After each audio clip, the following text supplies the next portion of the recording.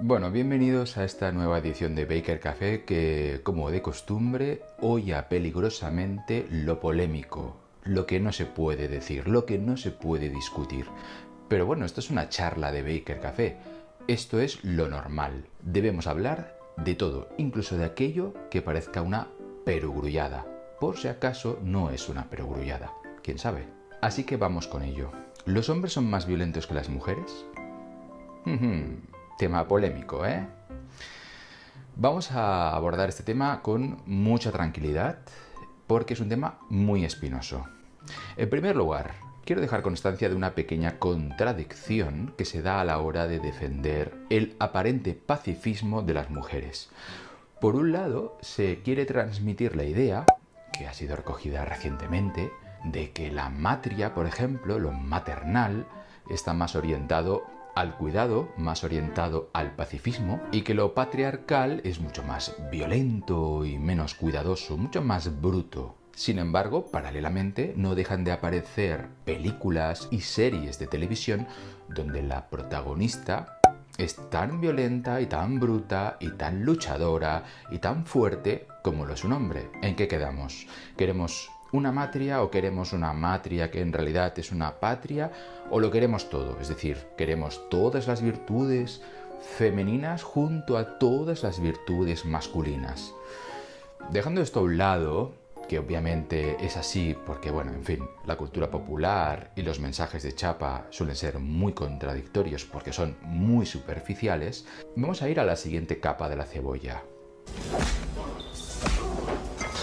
Las mujeres y los hombres, atención, poseen una cuota de agresividad y crueldad muy similares. Según estas comparaciones interculturales de niños de Europa, Norteamérica, Oriente Medio y Asia, todos los niños pequeños son físicamente agresivos y antes de cumplir los 3 años de edad no existen diferencias significativas entre los dos sexos, al menos en este aspecto. A partir de entonces, cuando los niños comienzan a hablar y a reflexionar, la sociedad empieza a ser cada vez menos tolerante con las muestras de agresión física.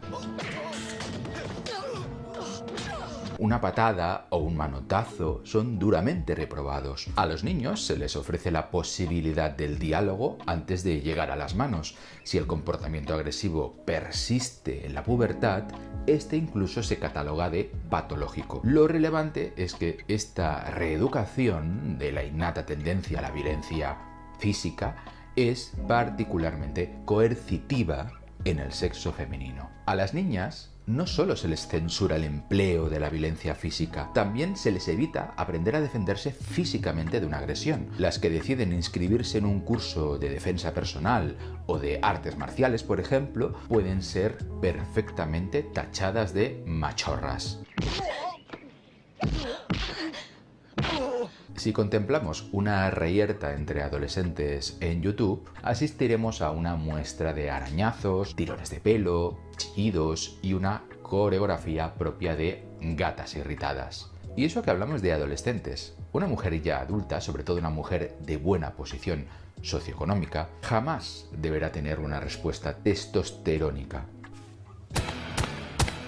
En los hombres también se da este repliegue de la violencia física, obviamente, pero en las mujeres esta tendencia es mucho más marcada.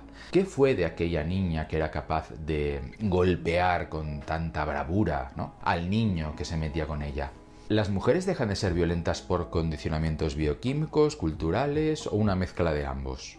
La respuesta no es sencilla.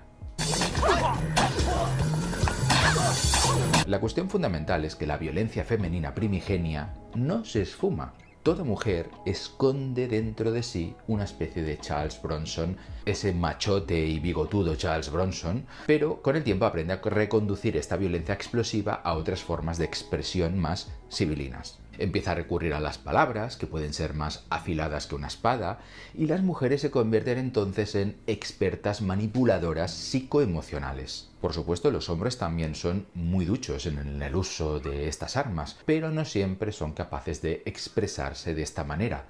Y culturalmente no se cuestiona en tanta medida que un hombre necesite dar un puñetazo sobre la mesa. Como explica Natalie Anger en su libro mujer, una geografía íntima. Entre las niñas, la ira se manifiesta de otras formas específicas. Una niña enfadada frecuentemente responde marchándose, dándose la vuelta, mostrando desprecio hacia quien la ofende, aparentando que no existe. Se retira ostentosa y agresivamente. Entonces su silencio airado casi se puede oír.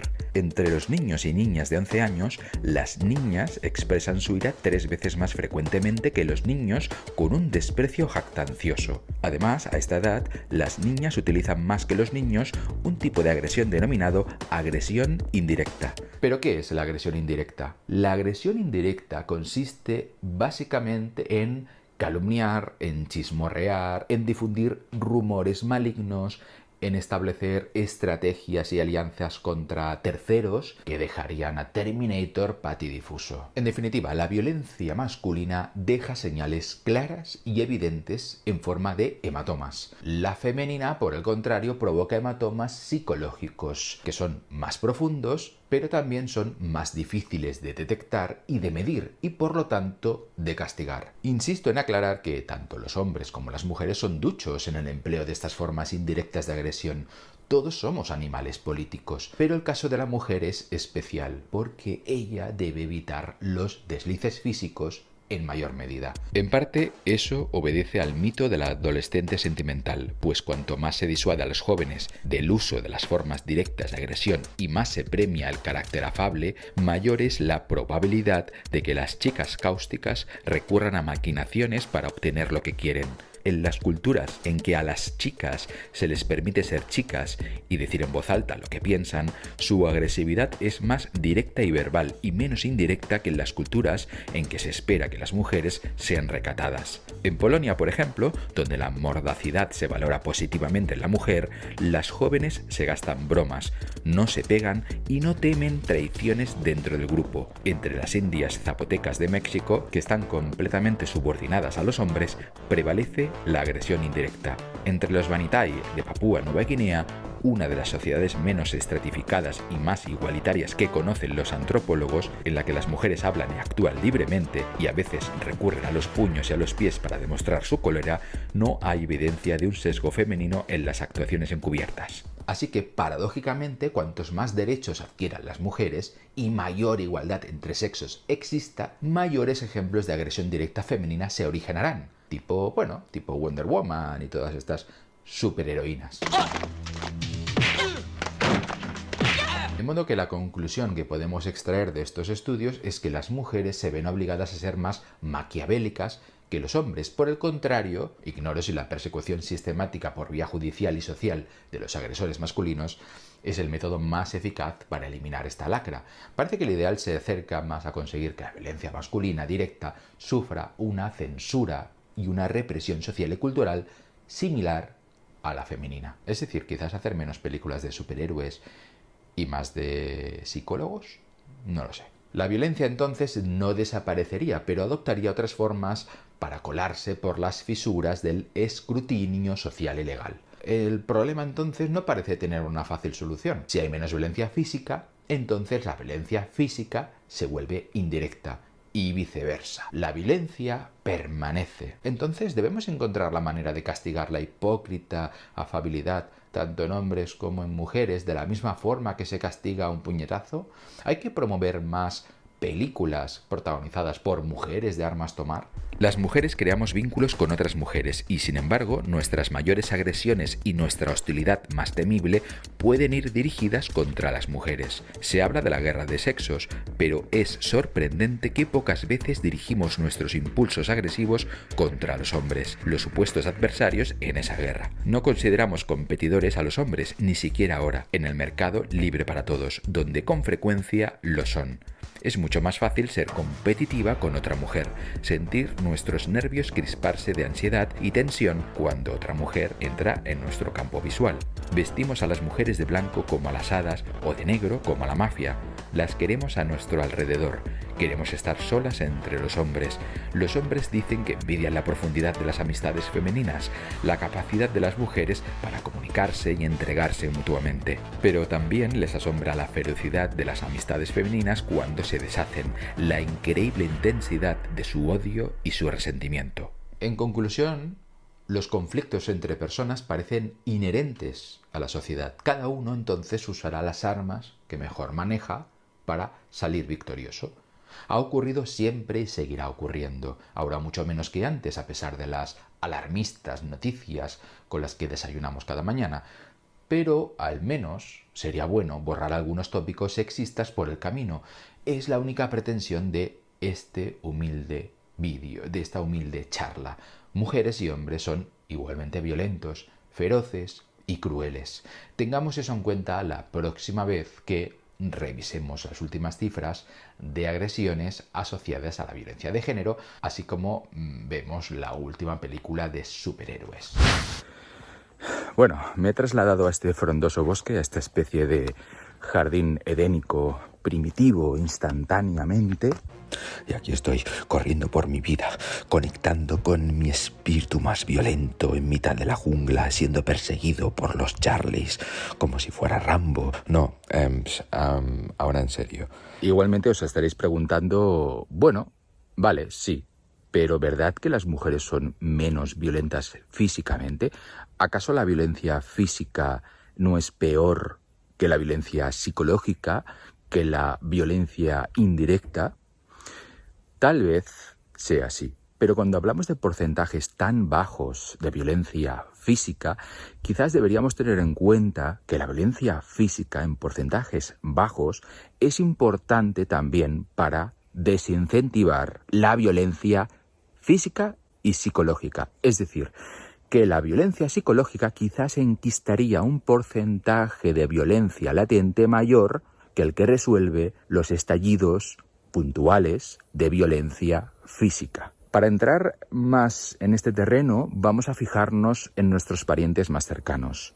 Y si me permitís, en esta especie de ambiente bucólico, pastoril y primitivo, os voy a leer un fragmento de un libro de Frans de Waal titulado El mono que llevamos dentro. Creo que les he perdido de vista. En todas partes los varones cometen muchos más asesinatos que las mujeres, y es típico que en las guerras luchen los hombres. Así que parece justo culpar al cromosoma Y del lío en el que estamos. No obstante, si las mujeres aventajaran a los varones cuando se trata de pacifismo, puede que no sea por su capacidad de reparar lo ya roto.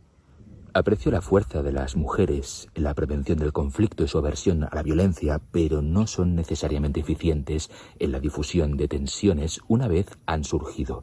De hecho, esta es una especialidad masculina. Las hembras de chimpancé se pelean mucho menos que los machos, probablemente porque se esfuerzan en evitarlo. Ahora bien, si se produce un altercado, ellas rara vez se reconcilian. En el zoo de Arnhem, los machos se reconciliaban la mitad de las veces que se peleaban y las hembras solo 1 de cada 5. Una diferencia similar se ha observado en libertad. Los machos se pelean y se reconcilian de manera cíclica, mientras que las hembras adoptan una actitud preventiva ante el conflicto. A diferencia de los machos, se cuidan de llevarse bien con quienes tienen lazos más fuertes, como la prole y las amistades íntimas, y dejan que la agresión se desate cuando se trata de sus rivales. La reconciliación entre los machos puede ser tensa y a veces fracasa, lo que implica que la disputa vuelve a comenzar, pero nunca hacen trampa. Los machos se guardan sus tensiones. Entre compinches, como Jeroen y Nicky, durante su dominio conjunto, un macho puede incomodarse si su amigo hace algo que lo disgusta, como invitar a una hembra sexualmente atractiva. Eriza el pelo y comienza a balancearse, ululando en voz baja, para enviar el mensaje de que está haciendo algo incorrecto. Si desoye estas advertencias, se desata una confrontación que la mayoría de las veces se resolverá en una rápida reconciliación. En contraste con las hembras cuyas tensiones tienden a perdurar, los machos entierran sus rencillas fácilmente. No es raro que 2 hembras se encuentren y comiencen de pronto a chillarse una a la otra, sin que yo, el observador, tenga la menor idea de que pueda haber desatado el arrebato. Estos incidentes dan la impresión de que algo se ha estado fraguando bajo la superficie, quizá durante días o semanas, y que acerté a estar presente cuando el volcán entró en erupción. Esto nunca ocurre con los machos, sobre todo porque se comunican de manera abierta sus hostilidades y desacuerdos, de modo que las cosas siempre se hablan de una manera u otra. Ello puede llevar a una agresión desatada, pero al menos el aire se despeja. Así pues, la tendencia a reconciliarse es un cálculo político que varía con la especie, el género y la sociedad. Paradójicamente, la agresividad dice poco de la pacificación. El género más agresivo puede estar más dotado para hacer las paces que el género pacífico. La principal razón de la pacificación no es la paz per se, sino los fines compartidos. Esto puede verse después de un trauma común. Uno de los escasos estudios sobre la manera en que ambos géneros arreglan sus desavenencias se centraba en los juegos infantiles. Se vio que las niñas jugaban en grupos menores y son menos competitivas que los niños. Ahora bien, la duración media de los juegos femeninos era corta, porque a las niñas no se les daba tan bien resolver sus disputas como a los niños. Ellos reñían todo el tiempo y debatían las reglas como pequeños abogados. Pero esto nunca ponía fin al juego. Entre las niñas, en cambio, una riña solía significar el fin del juego, porque no hacían nada por restablecer la cohesión del equipo. La naturaleza de las disputas también difiere. Digamos que el individuo A camina hasta B y B responde dándose la vuelta y actuando como si A no existiera. Es inimaginable que un niño vea esto como un altercado. Si lo ignoran, simplemente busca otra compañía. Para dos niñas, en cambio, un encuentro de esta clase puede ser encarnizado y reverberar durante horas o días. Un equipo finlandés se dedicó a observar las peleas en el patio de una escuela y contabilizó muchos menos altercados entre las niñas que entre los niños. Esto era lo esperado. Pero cuando preguntaron a los escolares al final del día si habían participado en alguna riña, encontraron frecuencias aproximadamente iguales en ambos sexos. La discordia entre las chicas era más duradera que entre los niños. Si se les preguntaba cuánto tiempo podrían estar enfadados con alguien, los niños pensaban en términos de horas, a veces días, mientras que las niñas declaraban que podían estar enfadadas de por vida. Para los varones, la rivalidad y las hostilidades no son un obstáculo para las buenas relaciones. Si comparamos el conflicto con el mal tiempo, podemos decir que las mujeres intentan evitarlo, mientras que los hombres compran un paraguas.